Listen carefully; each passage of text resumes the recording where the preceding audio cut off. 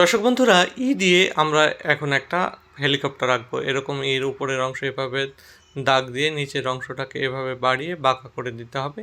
এরপরে পিছনের লাইনটাকে এরকম লম্বা করে নিয়ে এরকম উপরের দিকে একটু ভাঁজ করে এভাবে দিয়ে দিতে হবে। এরপরে এঁকে দিতে হবে হেলিকপ্টারের যে পাখা, এভাবে দুটো পাখা সমান হলে ভালো হয়, একটা ছোট হয়ে গেছে। পাখাগুলো হেলিকপ্টারের সঙ্গে সংযুক্ত করে সামনে এরকম একটা দাগ দিয়ে দিতে হবে। এরপরে হেলিকপ্টারের দরজায় এঁকে দিতে হবে এভাবে। এরপরে এঁকে দিচ্ছি হেলিকপ্টারের পিছনে একটা পাখাটা কালো করে দিলাম এবং হেলিকপ্টারের নিচে 3টা চাকা আমি সংযুক্ত করে দিচ্ছি। এই চাকাগুলো হেলিকপ্টার অনেক সময় ভাঁজ করা যায়, অনেক সময় আবার ভাঁজ তারা করে না।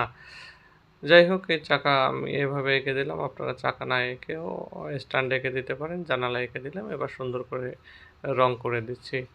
তো তোমাদের কেমন লাগলো আজকের ভিডিওটি কমেন্টে জানাবে, ভালো লাগলে শেয়ার করবে।